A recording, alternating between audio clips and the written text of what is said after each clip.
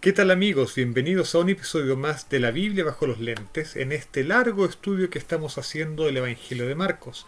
Hoy día nos corresponde estudiar desde el capítulo 10, verso 46, hasta el capítulo 11, verso 11. Entonces vamos, sin más dilación, ir al texto porque vamos a tener algunas cosas interesantes que comentar. Allá. Voy a leer desde la Biblia de las Américas y dice así. Entonces llegaron a Jericó. Recordemos que Jesús está yendo hacia Jerusalén. ¿Mm? Él ya ha anunciado su pasión, su muerte y resurrección en, en Jerusalén. Y ahora están llegando a Jericó. Llegaron a Jericó. Entonces dice el verso 46. Entonces llegaron a Jericó. Y cuando salía de Jericó, con sus discípulos y una gran multitud, un mendigo ciego llamado Bartimeo, el hijo de Timeo, estaba sentado junto al camino. Fíjense que Jesús pasa por Jericó y parece que en Jericó no sucede nada interesante, nada que reportar. Lo único interesante que sucede es que cuando ya se está yendo, cuando va saliendo, se encuentran con un ciego. Un ciego como debe haber habido millones, no millones, pero muchísimos ciegos en Judá. Y este ciego que mendigaba, que no había mucho más destino para un ciego en aquella época, parece que era conocido y de hecho se lo nombra de manera propia.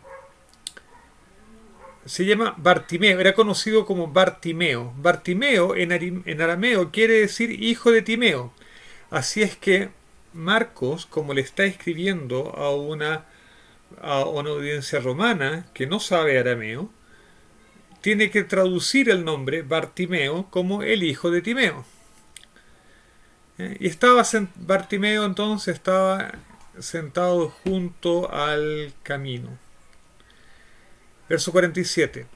Y cuando oyó que era Jesús el Nazareno, comenzó a gritar y a decir: Jesús, hijo de David, ten misericordia de mí. Primero aquí tenemos algunas cosas que decir. Primero, la fama de Jesús debe haberse extendido muchísimo por Judea, porque bastó que Bartimeo oyese que era Jesús el Nazareno, el Jesús de Nazaret quien iba pasando, que inmediatamente supo quién era y empezó a gritar. Otra cosa interesante es que lo llama Hijo de David. Hijo de David es un título mesiánico.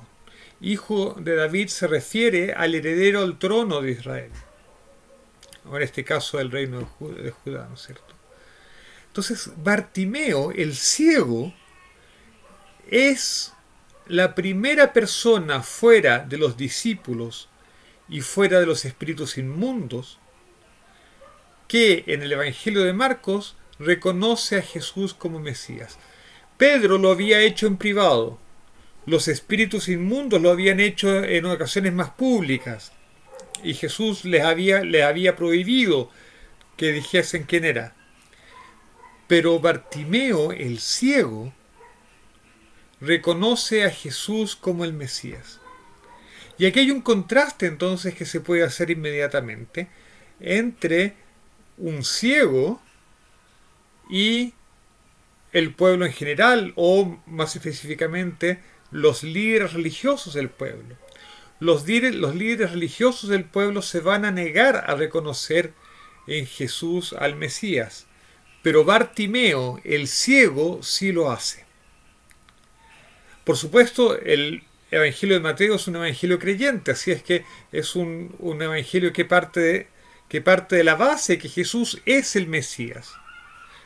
De hecho, es así como comienza, ¿no es cierto?, el capítulo 1, versículo 1. El Evangelio de Jesús, el Mesías, el Hijo de Dios. Por lo tanto, aquí hay una crítica velada, o no sé si tan velada realmente, a los líderes del pueblo. Hasta un ciego puede ver que Jesús es el Mesías y ustedes, los grandes sabios de Israel, ¿no lo hacen?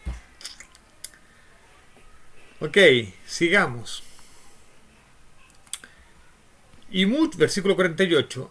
Y muchos lo reprendían para que se callara, pero él gritaba mucho más: Hijo de David, ten misericordia de mí.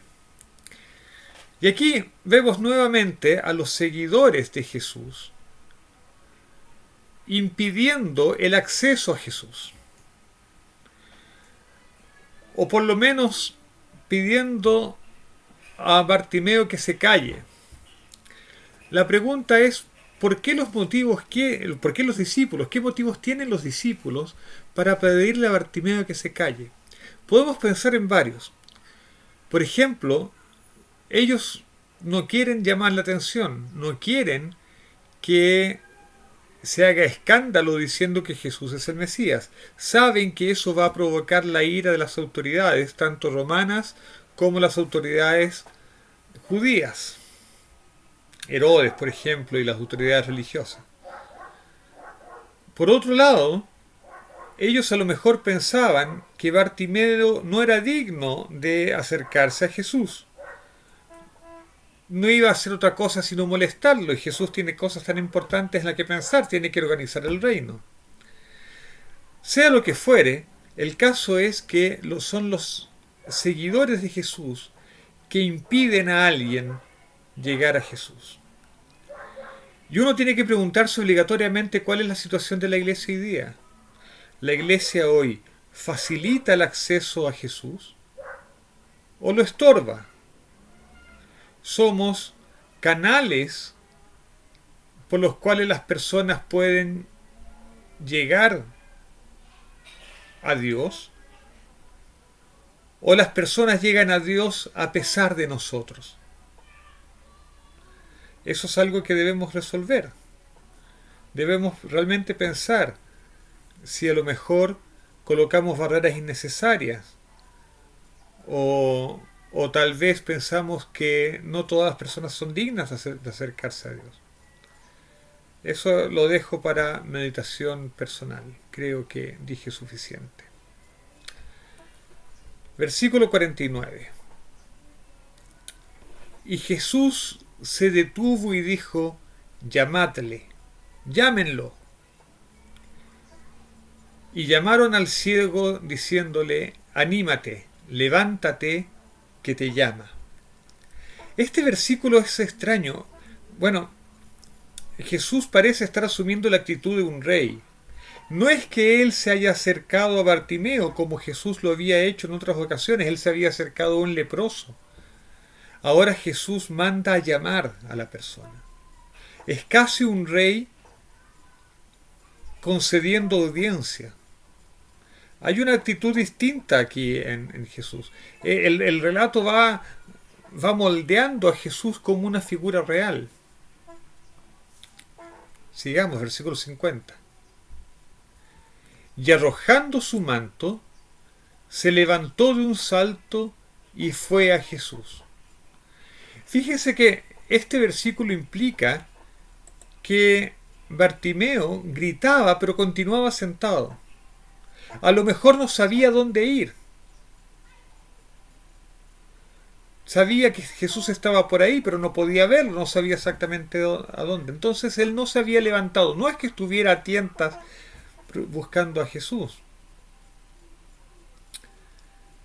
Pero es solamente porque Jesús lo manda a llamar que él se para y fue a Jesús. Seguramente fue conducido hasta Jesús, porque de nuevo no sabía dónde estaba Jesús, ¿no? Versículo 51.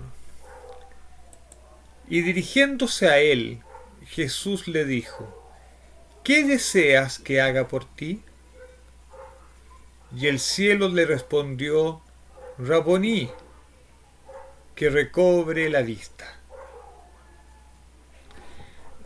Y aquí tenemos que parar, detenernos y contemplar un poco más la escena desde una perspectiva más amplia. Esta pregunta que hace Jesús, ¿qué deseas que haga por ti? Ya la hemos encontrado antes. La hemos encontrado unos pocos versículos antes, cuando Juan y Jacobo, como lo vimos en el video pasado, se acercan a Jesús y le dicen: queremos que tú hagas lo que nosotros te pidamos. Y Jesús le dice: bueno, ¿qué quieren que yo haga? Así es que este pasaje es claramente paralelo a lo que vivieron Juan y Jacobo. Hay un contraste aquí que el autor quiere hacer. ¿Y cuál es ese contraste? ¿Qué fue lo que Juan y Jacobo pidieron? Eso estaba un poco más arriba, ¿no es cierto?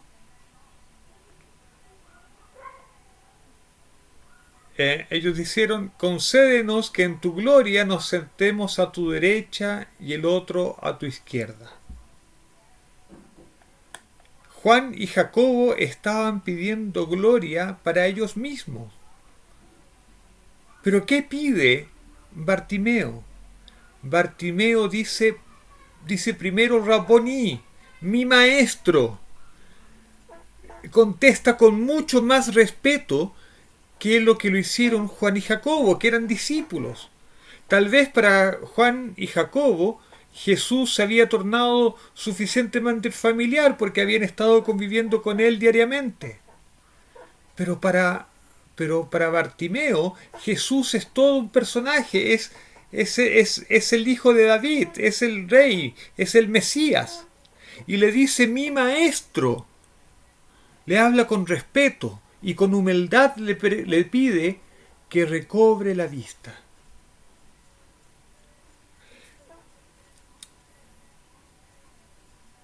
El ciego Bartimeo podría haber pedido cualquier cosa.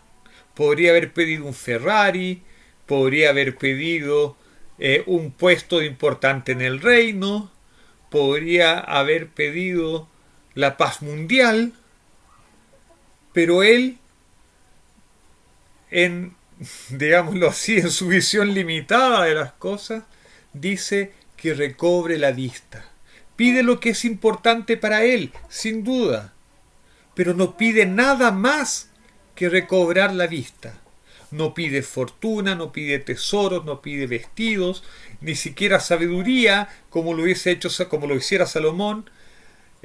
No pide la paz mundial, pide simplemente recobrar la vista, que dadas las circunstancias es un pedido muchísimo más razonable que el que hicieran en su momento Juan y Jacobo, que pedían gloria para ellos mismos. Simplemente Bartimeo pedía ser sanado. Y Jesús entonces le responde y le da una noticia fantástica. Le dijo: vete, tu fe te ha sanado. Y al instante recobró la vista y le seguía por el camino. Entonces ahora tenemos a un ciego que ha recobrado la vista, que es sanado sin que Jesús haga mucho, sino anunciándole solamente su sanación. No le coloca los dedos en los ojos, como nosotros hemos visto en el Evangelio que lo ha hecho con otros personajes. No, aquí simplemente le declara su sanidad como rey que es, ¿no? Él da órdenes y es sanado. Y dice: tu fe, tu confianza, incluso tu fidelidad. La palabra pistis tiene todos esos sentidos en griego. La forma en que Bartimeo se acerca a Jesús es una forma muy distinta a cómo se han acercado Juan y cómo se ha acercado Jacobo. Y le dice: tu fe, la sencillez de tu fe, tu confianza en Dios, te ha sanado. Esto nos recuerda a la experiencia de Abraham, cuando Dios le anuncia que él va a ser padre, que va a tener un hijo, y Abraham simplemente le cree. Y el haberle creído a Dios, esa fe le fue contada por justicia, le fue contada como mérito. Y ahora también Bartimeo, como un nuevo Abraham en este punto, en su fe sencilla por el hecho de haberle creído al Rey, al Mesías en representación de Dios, esa fe les contaba como mérito suficiente para ser sanado. Y ahora este Bartimeo es transformado no solamente en creyente, sino un seguidor. Va siguiendo a Jesús por el camino. Pasamos al capítulo 19.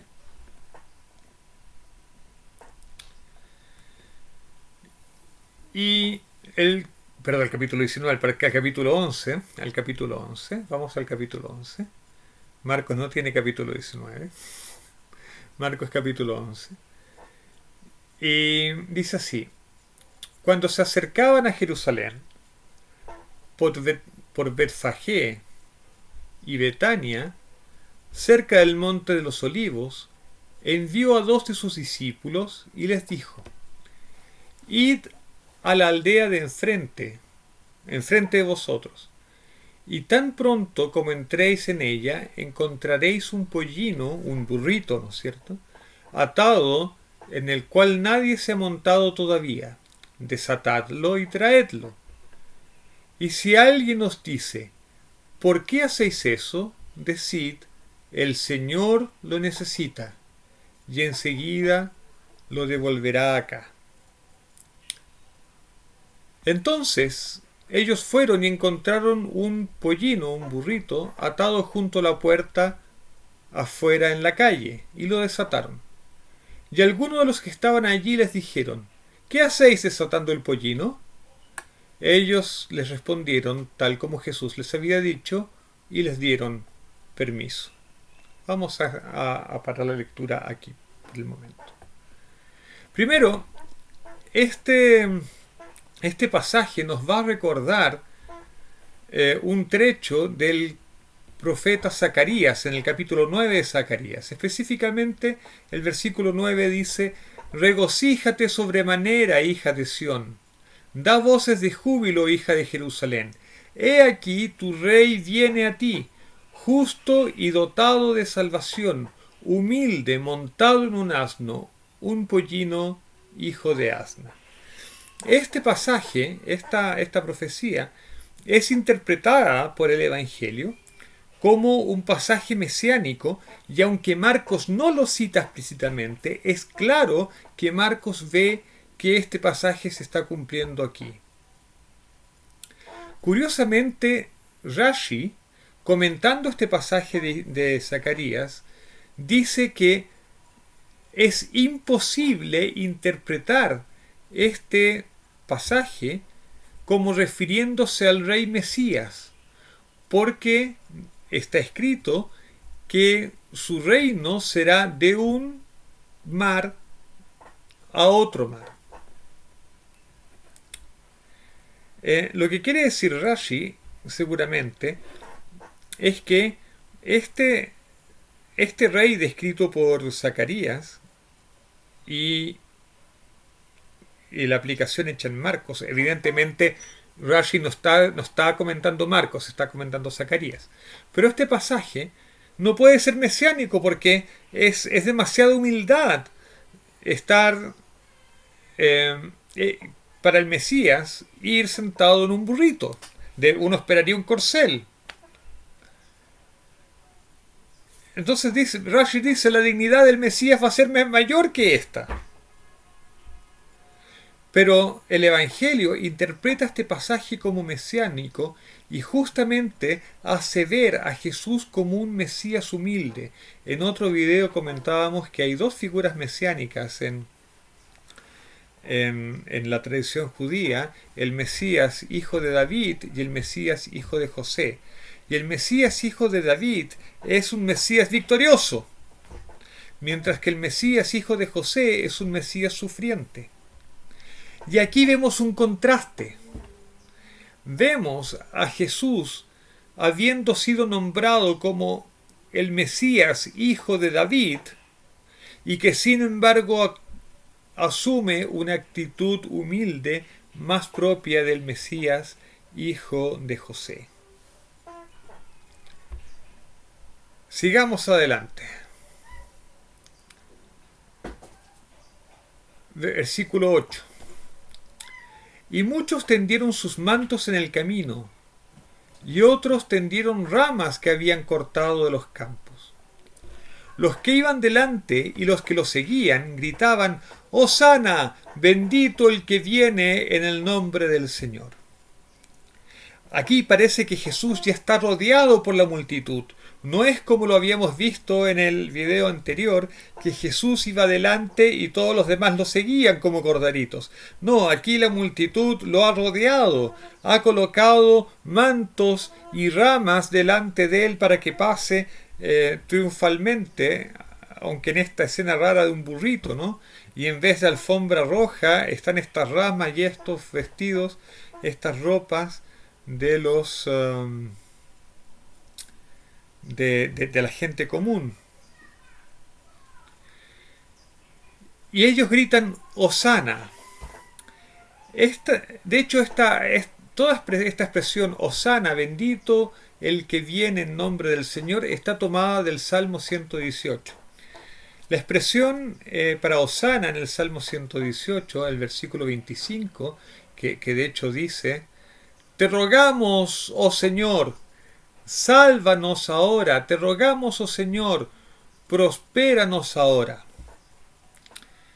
La expresión sálvanos ahora en hebreo es Hoshiana. Hoshiana. Eso pasó al Evangelio, escrito en griego, un poco deformado, como Hosanna. Hosanna. Hoshiana, Hoshiana, Hosanna, Hoshiana, Hosanna. Sí, se parece. Entonces, en griego lo tenemos transliterado un poco defectuosamente. Hosanna, bendito el que viene en el nombre del Señor. Baruch haba beshem Adonai. Baruch haba, bendito el que viene, es la forma estándar de decir bienvenido en hebreo. Pero aquí es alguien que viene en el nombre del Señor, en el nombre del Dios único, del Dios todopoderoso. Entonces están reconociendo a Jesús como la figura mesiánica y lo están reconociendo como enviado del Señor, y es como bendito. Dicho sea de paso, en los versículos anteriores, cuando Jesús dice que cuando le objeten a los discípulos por el estar desatando el burrito, ellos tienen que decir el Señor lo necesita.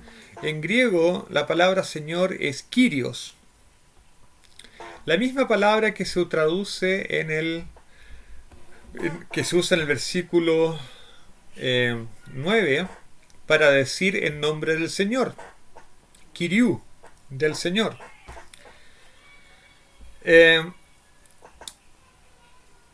Alguien podría pensar que esta es una especie de afirmación de la divinidad de Jesús, porque la misma palabra se usa para Jesús o para Dios.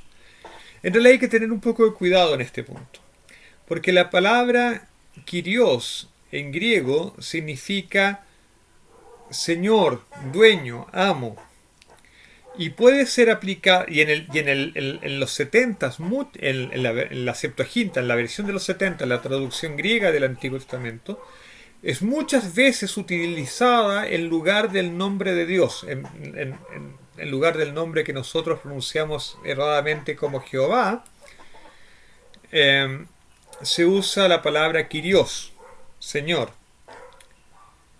Pero la palabra Kyrios en el Antiguo Testamento también es usada para reyes o para personas de alta dignidad, como el caso de David. Abigail, por ejemplo, llama a David de Kyrios, lo llama de Señor, sin que haya implicación divina. Por lo tanto, aquí en el Nuevo Testamento tampoco debemos ver una implicación divina, implicancias de divinización, cuando Jesús usa para sí mismo la palabra Kyrios. A lo más podemos reconocer que él se está otorgando un título de alguien importante, de un rey, por ejemplo. Él está asumiendo actitud de rey Mesías. Ok, versículo 10. Y la gente sigue exclamando entonces, basada en el mismo Salmo 118, el versículo 26, dice: bendito el reino de nuestro padre David que viene, hosana en las alturas. ¿No es cierto? Están reconociendo que la presencia de Jesús en Jerusalén durante la Pascua es una ocasión propicia para instaurar el reino de Dios. Y Jesús entonces está siendo aclamado como rey. El pueblo está pidiendo la llegada del reino de Dios, el cumplimiento de todas las profecías, el hecho de que el Dios se haga visible, se haga evidente en este mundo, la presencia de Dios se haga evidente y pasemos entonces a otra etapa de la humanidad. Es lo que la gente estaba pidiendo. Pero el versículo 11 hace que nuestro relato termine de una forma un poco patética. Y entró en Jerusalén, llegó al templo, y después de mirar todo a su alrededor, salió para Betania con los 12, siendo ya avanzada la hora. La imagen que da, la impresión que me deja, es que esta multitud o pequeña multitud que estaba rodeando a Jesús lo viene aclamando, entran a Jerusalén, llegan al templo y no sucede nada, no pasa nada. Y se queda Jesús aparentemente solo junto a los 12. Da la impresión que la multitud se ha dispersado y Jesús mira alrededor y dice: vámonos a Betania porque ya es tarde. Y no pasa nada. Contrariamente a lo que sucede en el Evangelio de Mateo. En el Evangelio de Mateo, en el capítulo 21, en el verso 10, dice: cuando él entró en Jerusalén, toda la ciudad se agitó y decían: ¿quién es este? Pero en el relato de Marcos, que es anterior al de Mateo, lo que se insinúa es que no pasó nada. Es como si nadie en Jerusalén se hubiese enterado.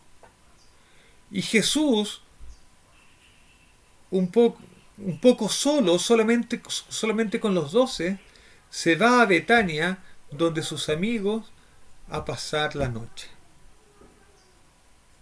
Y con esta nota de decepción vamos a dejar el estudio por acá y nos vamos a preparar para enfrentar esta semana decisiva que va a tener Jesús en Jerusalén, donde van a pasar muchas cosas, donde va a tener discusiones importantes, donde va a decir su sermón profético y finalmente donde va a ser juzgado, donde va a ser traicionado, juzgado, muerto y resucitado. Así es que en los 6 capítulos que tenemos adelante, que nos va a tomar unos meses todavía estudiar, vamos a estudiar con todo detalle los sucesos de la última semana de Jesús en este mundo. Así es que mientras tanto, que tengan todos un lindo sábado y mediten en el Evangelio de Marcos. Que estén muy bien. Chao.